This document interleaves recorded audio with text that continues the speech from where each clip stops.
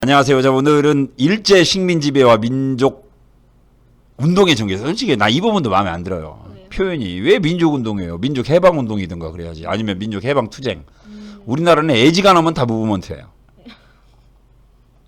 그죠? 민족운동. 예. 예, 뭐 민족 운동이 뭐예요? 민족 운동이. 그죠? 민족 해방 투쟁의 전개. 예, 그렇게 볼게요. 그래서 먼저 1910년대 국내 민족 운동, 또 운동이다. 두 번째, 3.1 운동의 전개와 영향. 이 교과서에 써 있으니까 선생님도 운동이라는 표현을 쓰긴 쓰는데 3.1 민족 해방 투쟁 아니면 3.1 만세 투쟁 네. 뭐 이런 식으로 보는 게 훨씬 더 그 당시에 투쟁했던 우리 조상들의 삶을 보면 더 적합한 용어가 아닌가 그렇게 생각이 돼요. 무엇이든지 운동이야. 그러니까 애들이 맨 체육만 좋아하지. 자, 1910년대 국내에서 전개된 독립투쟁 특징입니다. 네. 뭐 시험 문제 그닥 많이 나오지는 않아요. 근데 이제 객관식으로 한두 개 나오는데 우리가 잘 안 보는 부분이기 때문에 여기서 나오면 난이도가 저절로 올라가죠. 실제적으로 보면. 그 다음에 3.1 운동 아니면 3.1 만세 투쟁인데 이 부분은 솔직히 이야기하면 어렵게 나왔던 쉽게 나왔던 시험 문제를 내줘야 돼요. 모의고사에서도 보면 3.1 운동은 무조건 나와요. 심지어는 수능까지도. 수능까지도. 이게 꼭 나오는 거 보면 우리 1학년 친구들은 좀 거리가 좀 있습니다만은 수능 시험에 꼭 나오는 게 3.1 운동하고 4.19는 꼭 나와요. 왜? 왜 나올 것 같아요? 왜 나오냐고요? 자유. 그것도 있지만 3.1 운동과 4.19는요. 헌법에 나와요. 우리나라 헌법 전문에 나와요. 헌법 전문에. 우리 대한민국 정통성을 이야기할 때 3.1 운동과 대한민국 임시정부, 네. 그다음에 해방 이후에는 4.19 운동, 4.19 혁명. 이게 헌법 전문에 나오거든요.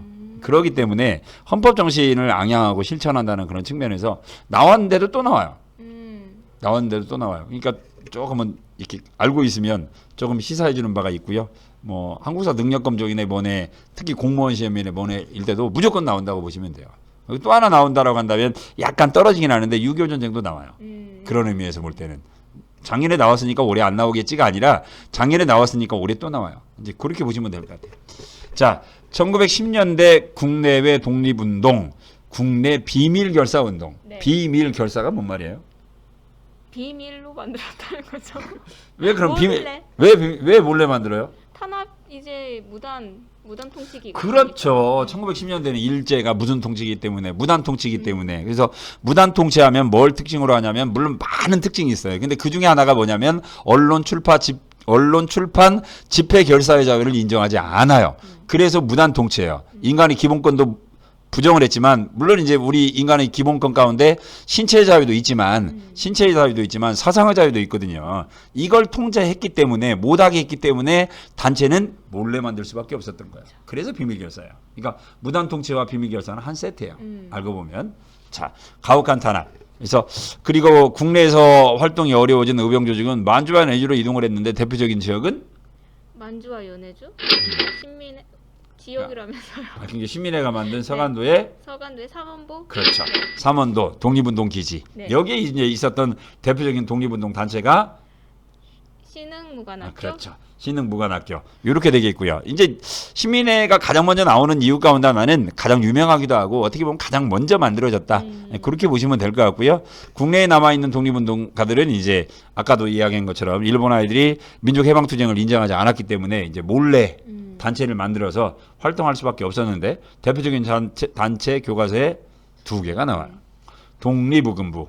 이 사람은 가려졌네요. 책을 찾아보면 막 될 텐데. 임명찬. 그래요? 혹시 굵은 글씨는 아니죠? 네, 아니에요. 임병찬이라는 사람이 있어요. 임병찬. 임병찬 이 사람은 역사적으로 볼 때는 한 2번 정도 의미가 있는데 하나는 옛날에 을사늑약대 최익현 이 의병 했었잖아요. 네네. 최익현이 고향은 충청도인데 의병은 어디서 와서 일으키냐면 우리 전라도 정읍에 와서 일으켜요. 이때 최익현하고 최익현의 제자예요. 이 사람이 함께 했던 사람이 임병찬이었죠. 그 다음에 또 임병찬은 동학문민혁명을 일으켰던 전봉준 말고 김계남 있죠. 김계남하고 같은 동네 살았어요. 친구? 네, 친구에서 실제로 같은 동네예요. 그리고 김계남 장군이 나중에 보면 이제 우리가 체포라는 단어를 안 써요. 재수 없으니까. 제품. 그때는 우리가 피체라고 그래요. 아. 잡혔다라는 의미에서 그래서 전봉준 장군이나 김계남 장군은 피체 이런 용어로 쓰는데 임병찬도 이때 체포가 될 때 친구 아니 김계남 장군도 체포될 때 요 임병찬이가 밀고 해요. 맞아요. 친구였던 맞아요. 좀 약간은 좀 그런 부분이 있는데 아무튼 이분이 국권을 피탈당한 다음에 고종의 비밀 지령을 받아서 만든 단체가 독립의금부. 독립을 의원은 의로운 군대. 의로운 군대. 그리고 복벽주의. 복격주의가 뭐죠? 링크 걸었어야 되는데 뒤에 보면 그래요? 나오니까 복격주의는 뭐예요? 우리가 교과서에도 나와 있다. 179쪽에 그죠? 우리가 나라를 되찾으면 옛날에 신민회는 나라를 되찾으면 어떤 나라를 만들겠다.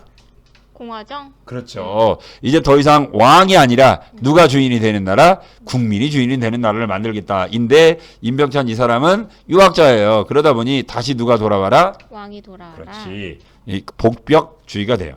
그래서 근데 그 다음에 보였던 행동은 이해가 안 가요. 일본 정부의 총리 대신과 조선 총독에게 국권 반환 요구서를 제출했다. 이게 뭐 하는 거죠? 혹시나 하고.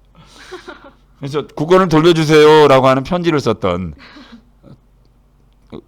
뭐 군대 의병을 만들지를 말든가, 그죠? 예. 조직 발각으로 실패했다. 이제 독립의금부는 이렇게 끝난 거고요. 그 다음에 대한광복회는 좀 이제 달라요. 이분은 누가 나와요? 여기 가려진 사람 이름이? 박상진. 교과서에도 사진이 나와 있네요. 그죠? 박상진을 총사령관으로 하여 1915년에 조직됐고, 요 단체는 독립의금부와는 달리 공화제를 추구했어요. 링크가 좀 잘못 걸렸는데 대한광복회. 교과서에도 나와 있는 내용이죠. 그 다음에 박상진. 근데 이분이 아까 우리가 살펴봤잖아요. 이분이 1910년에 일본에게 국권을 빼앗긴 직후에 판사 시험을 봐서 합격을 했는데 임용을 거부했던 사람. 저한테 한번 질문해 보세요. 만약 판사 시험 합격하면 어떻게 할 거냐고.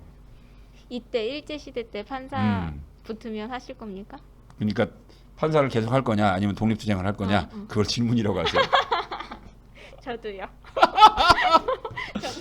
저 아무 말 안 했어요. 그냥 저도요. 제가 답을 안 들었으니까. 네, 저도요. 이게 이제 제가 유튜브에 올리려고 생각 중이니까 답은 이야기 안 할게요. 정체성 때문에. 아무튼 대단하신 분이죠. 그죠? 아마 이 당시에 판사를 뽑았으면 특히 조선인을 대상으로 해서 판사를 뽑았으면 얼마나 뽑았겠어요. 근데 맞아요. 그 어려운 판사 시험에 합격을 하고 그걸 포기하시고 독립운동을 하셨던. 대단하신. 아무튼 그래요. 자, 박상진. 근데 이제 아까 이야기한 대로 판사까지 하신 그런 지식인이 만든 단체가 뭐냐면 부호들을 그 다음에 일본인들이 불법 징수한 세금을 강제로 빼앗는다요. 그 다음에 만주에 사관학교를 만들고 독립군을 양성한다요. 그 다음에 일본인과 한인 반역자는 보는 대로 처단한다. 이게 판사 합격자가 고등 지식인이 지금 할 이야기예요. 법대로 처리해야지 판사인데 그런데 무법자였어요. 그죠? 무력이 준비되는 대로 일본을 내찾고 최후의 목적을 달성한다. 이게 정말 판사 출신과는 전혀 거리가 멀었던 그런 분이셨고요. 참 대단하신 분이죠. 대단하신 분이고 아무튼 이렇게 됐어요. 링크가 좀 잘못 걸린 것 같아요. 그래서 아무튼 그 뒤에 나와 있으니까 그 다음에는 이제 뭐 조선 국민회라든가 자립단이 있는데 뭐 이 부분은 아무래도 출제 빈도가 워낙 낮으니까 나오면 독립의금부 아니면 대한광복회 그렇게 보시면 돼요. 자, 아까 교과서에 나와 있는 그림이죠. 복벽주의, 왕을 다시 이제 뭘로 삼는 자, 정치 중심으로 다시 돌리자. 복벽주의고요. 공화주의는 뭔 소리냐? 순종 임금은 뭘 포기했다? 뭘 포기해요? 아까 이제 일본 놈들이 형식적으로라도 일본에게 주권을 넘겨줬잖아요. 그러니까 순종 임금은 스스로 뭘 포기한 거예요? 왕 자리를 포기한 거잖아요. 어떻게 그런 왕을 우리가 해방이 된 다음에 다시 지배자로 세울 수 있겠느냐? 아니다. 더 이상 이제 이 나라의 주인은 왕이 아니라 국민이다. 공화주의죠. 시험 문제 많이 나오게 생겼다. 나오면 아무래도 얘가 좀 가능성이 좀 높은 것 같아요. 그죠? 네. 자, 그 다음에 한 페이지 넘어가면 180쪽이에요. 그죠? 180쪽이에요. 국외 독립운동 기지. 우리 교과서 보면 지도가 짠 나와 있어요. 근데 교과서하고 지도가 좀 다르죠. 교과서는 이회영 선생님 얼굴이 나와 있는데 얼굴을 자를 수가 없어서 제가 그런 큰 뜻이. 자를 수가 없어갖고 제가 교과서하고 좀 다른 지도를 옮겨놨어요. 아까 우리가 이제 신민회, 서간도 이쪽 여기 삼원보 있잖아요. 여기가 서간도예요. 근데 이제 재밌는 건 뭐 경학사, 국민대한, 대한독립대한, 한족회, 서로군정서 이렇게 돼 있는데 얘가 뭐 다 있었던 게 아니라 이렇게 솔직히 이야기하면 삼원보에 맨 처음에 만든 게 경학사를 만들었어요. 근데 농사가 잘 안 돼요. 농장으로 만들었는데 11년에. 그래서 이걸 없어요. 그리고 만든 게 부민단이에요. 맞아요. 그래서 부자가 백성이 부자가 되는 단체. 이렇게 하니까 농사가 잘 됐어요. 역시 이름 따라. 이름을 잘 지어야 돼요. 그 다음에 이제 농사가 잘 되니까 여기에 많은 이제 젊은이들을 모아놓고 낮에는 인사시키고 밤에는 이제 어때요?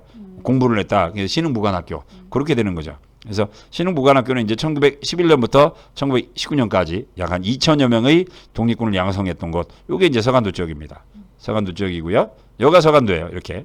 그 다음에 이제 여기는 이제 우리가 이제 북간도라고 이야기를 하고요. 여기서 이제 유명한 학교 가운데 하나가 이제 명동학교. 네. 이상설 네. 선생님이 만든 학교가 되고요. 그 다음에 우리 중강단 있죠. 중강단. 네. 중강단 하면 떠올렸던 종교 있어요. 종교. 맞아요. 대종교. 그렇죠. 단군을 숭배했던 대종교가 나중에 이제 이 북간도 지역으로 가서 만든 단체가 중강단이에요. 맞아요. 중강단이 그리고 나중에 이제 중강단을 베이스로 해서 만든 게 바로 이제 북로군 정서. 이제 여기까지가 이제 북간도가 되겠고요. 그다음에 이제 여기는 이제 블라디보스토크 하면 이제 뭐예요? 연해주 지역이죠. 연해주 지역. 그래서 이제 여기 연해주 하면 성명의 권업회, 대한광복군정부 국민의회까지 이렇게 이제 만들어졌던 곳이 이 블라디보스토크 연해주 지역이에요. 아까 여기 있던 이제 그 북한도에 있던 대표적인 학교가 이제 명동학교인데 이 명동학교를 만드신 분이 이상설 선생님이세요. 이게 이상설 선생님은 을사늑약이 체결이 되니까 관직을 상소를 올리고 관직을 때려치고 여기에 가서 이제 인재를 양성한 거예요. 그러다가 나중에 이분이 어디로 가시죠? 헤이그. 그렇죠. 헤이그 특사로 갔다가 돌아오신 곳은 바로 이 블라디보스토크예요. 블라디보스토크에 돌아오셔서 이제 만든 단체가 이제 뭐 성명의 권업회, 대한광복군 정부까지 뭐 그렇게 연결이 돼요. 아무튼 지도 한번 우리가 봤고요. 네. 자 이제 볼게요. 자 남만주 아까 신민회, 삼원보, 경학사, 그다음에 분민단으로 만들었고 여기에 만든 학교가 신흥 강습소 신흥무관학교. 그다음에 북간도. 자 김학연 이상설 선생님이 간미대를 만들었고 아까 이야기한 대로 이상설 선생님이 만든 학교가 명동학교고요. 그다음에 대종교가 아까 중강단, 북로군 정서. 이 북로군 정서는 이제 뭘로 유명해요? 바로 1920년 10월에 유명한 김자진 장군의 청산리 대첩. 대첩. 이제 이게 대종교 김자진 장군도 결국은 대종교 신자였어요. 대종교 신자였고요. 연해주, 블라디보스토크, 신안촌. 뉴 코리안 타운이네. 네, 그러네요. 그죠? 예. 여기에 권업회, 성명회 이런 단체들. 아까 이야기한 대로 연해주에서는 요 이상설 선생님이 크게 활약을 했고요. 그다음에 미주에서는 안창호 선생님이 만들었던 게 대한인 국민회라는 단체가 있었어요. 대한인 국민회. 요것도 좀 나오긴 해요. 그죠? 맞아요. 적지 않게요. 예. 자, 그다음에 국외 독립운동가들 활동, 대동 단결 선언 발표. 이 교과서에 나와 있잖아. 그죠? 네. 하단에 있네요. 박은식 신채호 선생님. 아까 이야기한 대로 아까 제가 이제 그 대한광복회에서 공화주의 이야기할 때 순종은 포기했다. 왕권을 포기했다고 그랬잖아요. 삼보를 포기했다고 되어 있어요. 국민, 영토, 주권. 왕이 포기를 했다. 따라서 우리는 이제 만약 주권을 되찾으면 왕이 주인인 나라가 아니라 국민이 주인이 된 나라를 만들겠다. 그러니까 대돈 단결 선언 이것 또한 공화주의를 맞아요. 선언했던 그런 내용이라고 보시면 될 것 같아요. 국민이 주인인 나라 되는 나라. 그다음에 대한 독립 선언까지 1919년 얘를 보고 이제 우리가 흔히 이야기하는 이제 무호 독립 선언이라고도 해요. 무호 독립 선언이요. 근데 얘는 뭐 그닥 많이 시험 문제 내본 적은 없는데 요게 이제 들어간 이유는 책을 쓴 저자 가운데 한 분이 이것과 관련된 논문을 쓴 사람인 것 같아요. 그러면 갑자기 책에 막 들어와요. 이런 내용들이 좀 당황스러워요. 자, 3.1운동 배경 볼게요. 웰슨의 민족자결주의. 그쵸? 민족자결주의. 그러니까 민족의 운명은 스스로 자기 민족이 결정한다. 결정한다예요. 그럼 우리 민족에게 만약에 야 너희 민족의 운명을 너희 스스로 결정해봐. 그럼 뭐라고 할 거예요? 당연히 일본 지배받을래요? 독립할래요? 독립하죠. 당연히 독립하겠죠. 를 요거 그렇게 생각을 했기 때문에 웰슨의 민족자결주의 이야기를 듣고 막 우리나라 이제 코평수가 막 넓어지는 거죠. 막 흥분을 해가지고. 근데 실제로는 윌슨이 이야기했던 민족자결주의는 모든 나라에게 해당된 게 아니라 그 당시 이제 전쟁을 일으켰던 이제 그때는 동맹인데 동맹국이었던 독일과 오스트리아와 그다음에 오스만 제국의 식민지들에게 물어본 거예요. 그러니까 미국이나 영국이나 뭐 일본도 그때 전쟁 승리국이었어요. 일본의 식민지는 질문 대상이 아니었어요. 그런데 우리가 그걸 몰랐던 거죠. 그냥 착각을 했던 거예요. 그래서 우리도 독립을 요구할 거예요 라고 이야기는 했는데 파리 강화회에서 패전국 점령지 처리 원칙인데 실제적으로 보면 패전국 가운데서는 패전국의 점령지 가운데 독립한 나라는 하나도 없어요. 다 위임 통치가 된 거죠. 대표적으로 이제 오스만 제국의 그 점령지였던 뭐 이라크라든가 시리아라든가 뭐 레바논이라든가 이런 지역들은 다 영국이라든가 프랑스의 위임 통치가 돼 버려요.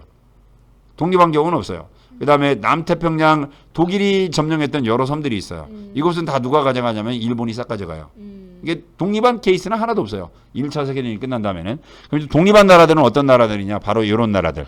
과거 독일과 오스트리아의 지배를 받았던 아니면 러시아가 좀 미움을 받았어요. 왜냐하면 중간에 연합군들하고 함께 하다가 배신했죠. 맞아요. 그 소비에트 혁명이 일어나면서 그래서 소련의 과거 지배를 받고 있던 나라들한테도 물어봐요. 너희들 소련, 독일, 오스트리아하고 계속 살래? 아니면 이번 기회에 독립할래? 그러니까 다 독립한 나라들이죠. 핀란드, 에스토니아, 리투비아, 라투아니아, 그다음에 폴란드 뭐 이런 나라들이 이때 다 독립을 했지. 실제적으로 보면 패전국 가운데는 독립한 나라가 하나도 없다. 좀 아쉬움이 좀 있죠. 이런 부분들이요. 자, 그다음에 아무튼 우리는 코평수가 넓어졌어요. 우리에게도 해당이 되는 걸로 알고 착각이었던 거죠. 국제정세를 잘 몰랐던 거예요. 그래서 상하이에 사나이에 있던 신한청년당에서 나중에 요 신한청년단이 바로 이제 상해의 대한민국 임시정부가 되기도 해요. 그래서 파리 강화회의에 우리도 독립시켜줘. 우리도 스스로의 우리 민족이 스스로 운명을 결정할 수 있게 해줘. 해가지고 김규식이라는 사람을 파견합니다. 김규식 신한청년단. 네. 이게 나오면 좀 난이도가 어려워져요. 그 다음에 일본에서는 조선청년 독립담들이 28 독립선언서를 발표해요. 28 독립선언서는 뭐냐? 우리에게도 민족 자결의 권리를 줘라. 따라서 우리도 이번 기회에 뭐가 될 거다.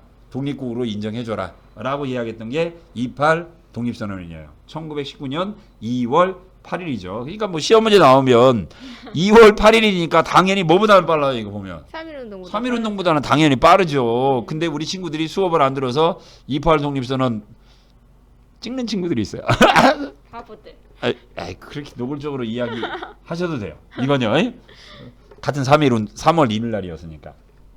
자, 국외에서는 그러니까 이제 그 1차 세계대전이 끝난 다음에 파리 강화회의에 영향을 받아서 우리 민족도 이번 기회에 독립을 해야 된다라고 하는 분위기가 상당히 강했다. 국내에서는 그러면 우리 국내에서도 가만히 있을 수가 없다 해가지고 민족대표를 구성했고 우리도 우리 국민의 의지를 보여주자. 그런데 하필이면 2월 20일 날 고종 황제가 사망을 해요. 가비차를 드시다가 좋아하시던 가비차를 드시다가 사망을 했고 고종의 장례식 날짜가 3월 3일로 잡혀요. 3월 3일로 잡혔는데 이제 어때요? 요걸 땡기죠. 3월 1일로. 하필이면 그때가 이제 토요일, 일요일 그래서 3월 1일로 땡깁니다. 그래서 이제 기미 독립선언서를 작성을 하고 요걸 쓴 게 2명 있어요. 본문은 최남선이 쓰고요. 네. 그다음에 아래 이제 만세삼창 요건 한용운 선생님이 썼어요. 네. 약간은. 근데 아무튼 기미 독립선언서를 작성하고 야 이제 우리도 우리 민족의 의지를 보여주자. 우리 민족의 의지를 보여주자 해가지고 3.1운동이 전개되게 되는 거죠. 자, 민족대표 33인 33명인데 네. 천도교 15명, 네. 기독교 16명, 네. 불교 2명 네. 합치니까 몇 명이냐면 33명이에요. 네. 이 가운데 이제 뭐 33명이 다 오지도 않아요. 31명이 어디서 모이냐면 태화관에서 모여요. 태화관 뭐 이제 고급 밥 먹는 데죠? 네, 요정이죠. 식당? 고급 요정. 고급 요정이에요. 그래서 이제 뭐 서민석이 옛날에 3.1운동 고급 요정에서 그냥 밥 먹은 거다. 뭐 이런 말 했다가 난리가 났죠. 민족대표 33명 후손들한테. 아무튼 근데 분명한 건 식사를 하기 전에 미리 알려줘요. 일본 경찰에게. 맞아요. 우리 여기서 식사를 하고 식사가 끝나면 종로 경찰서로 갈 테니까 밖에다가 택시를 대기시켜 놓으라. 그래서 기미 독립선언서를 발표하고 인력거를 타고 종로 경찰서로 요즘으로 따지면 자진 출두를 했죠. 자진 출두를 했어요. 그게 이제 문제가 돼요. 여기 교과서 보면 연행됨이라고 이야기를 했는데 연행이 아니라 그냥 모시고 감 뭐 그렇게 표현을 해야 돼요. 책에 보면. 근데 이제 문제는 민족대표 33인 이렇게 되면 나도 설민석까지 혼날려나? 설마 제가 동영상을 뭐 민족대표 33위는 후손들이 볼 일은 거의 없고 그래서 저는 문제가 없을 거예요. 모르겠습니다. 저는 모르겠습니다. 아, 각오해라는 의미예요.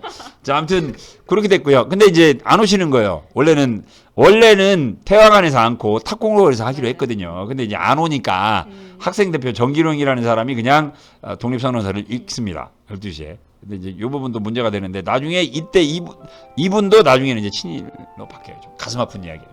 아무튼 탁구공원에서 만세 불렀고 내용이 뭐예요? 대한독립 만세죠. 대한독립 만세요. 그러니까 일반인들은 몰랐어요. 솔직히 이야기하면. 근데 사람들이 대한독립 만세 그러니까 우리나라 독립했구나. 독립 뭔 줄 알고 그냥 같이 만세 부른 거예요. 어떻게 보면 나쁘게 표현하면 속았죠. 속았어요.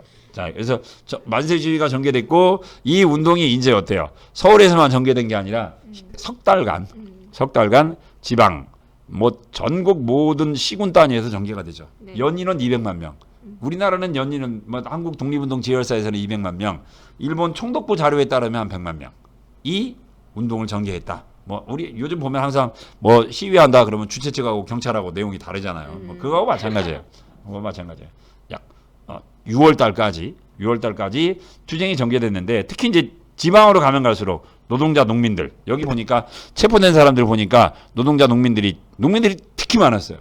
피해자 7,509명이 사망했다라고 이야기하는데 이 가운데 거의 대부분이 농민들이었어요. 이처럼 많은 농민들이 참여했던 이유는 1919년인데 바로 직전까지 뭐가 있었죠? 1912년부터 18년까지 토지조사 사업. 그렇죠. 토지조사 사업이 전개됐고 여기에 많은 농민들이 불만을 가지고 있었는데 대한 독립만세 와 우리나라 독립했구나라고 하니까 많은 농민들이 자기 재산권을 되찾겠다는 의미에서도 만세 시위에 정말 적극적으로 참여를 했어요. 그런 영향도 있어요. 그래서 여기 책에는 안 나와 있지만 우리는 이제 하이스쿨이니까 그래서 3.1 운동의 배경으로는 토지 조사 사업도 해당이 된다. 그렇게 보셔야 돼요. 뭐 책에 안 나왔으니까 아니에요. 그렇게 이야기하면 안 돼요. 네. 자, 농촌으로 학생들이 고향으로 내려가서 만세 시위를 주도했다. 그다음에 헌병과 경찰들이 이제 폭력 진압했다. 이제 가장 대표적인 걸로 우리가 이제 이야기하는 이제 제암리 사건 이야기를 하는데, 아무튼 이렇게 1919년 4월 15일 일본 헌병들이 마을 주민 29명을 학살을 했다. 근데 이제 실제로 보면 4월 달에 또 전개가 많이 돼요. 3.1 운동이. 왜 그러냐면 음력으로 3월 1일 날 다시 운동이 많이 전개된 거예요. 그러니까 우리 이제 유관순 누님 같은 경우도 4월 11일이에요.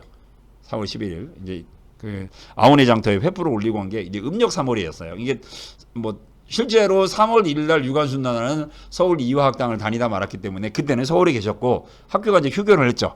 그러니까 이제 마을로 내려온 거죠. 마을로 내려와서 한 달 정도 준비를 하시다가 이제 4월 달에 이제 그때 이제 만세 시위 운동을 전개를 했고요. 여기 보면 우리 전라북도 같은 경우에는 가장 빨랐던 지역이 군산이에요. 군산은 3월 15일. 그래서 군산에서만 해도 30명 넘게 돌아가셔요. 왜냐하면 군산은 일본 놈들이 많은 도시였기 때문에 그랬던 거고, 우리 전라북도도 좀 유명한 거, 군산이 3월 5일이구나. 3월 5일이고요. 그다음에 좀 유명한 곳은 여기 4월 4일 날 솜리 만세 운동. 솜리가 어디죠? 솜리 치킨. 솜리 치킨? 뭐 안 들어봤어요? 알아요. 네. 솜리는 익산이에요. 옛날에는 원래 익산 이름이 솜리였거든요. 여기서 유명하신 분 이제 문용기 의사. 문용기 의사는 왜 유명하냐면 우리 그 이야기 안 들어봤나요? 오른손으로 태극기를 들고 있는데 빠가야로 해가면서 야샤 오른손이 잘린 거예요. 떨렁 떨어지니까 왼손으로 집어가지고 또 태극기를 또 들고 또 치니까 일본 놈들이 왼손을 또 내려쳤어요. 그럼 양손이 다 없잖아요. 그죠? 그러면 이제 어때요? 이제 입으로 또 만세를 부르시다가 이제 순구 가신 분이 문용기 의사분인데 이분이 이제 우리 전라북도 저기 익산 분이셨어요. 솜리 만세 운동. 실제로 독립기념관 가보면 이때 우리 문용기 의사가 입었던 옷이 이렇게 아직도 남아 있어요. 네.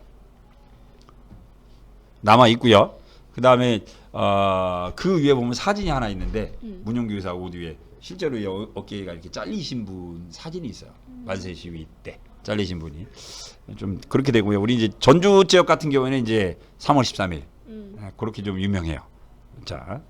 그렇게 되고요. 그 다음에 지방으로 내려올수록 맨 처음에 평화적으로 시작했지만 지방으로 내려올수록 이게 이제 사서히 이제 폭력적인 투쟁으로 바뀌었다. 이제 아까 이제 이야기했던 부분이고요. 그 다음에 국외, 만주, 연해주, 뭐 미국에서까지도 시위 운동이 전개됐다. 그래서 만주 용정에서도 13분이 순국하셨던 이제 그런 일이 있습니다.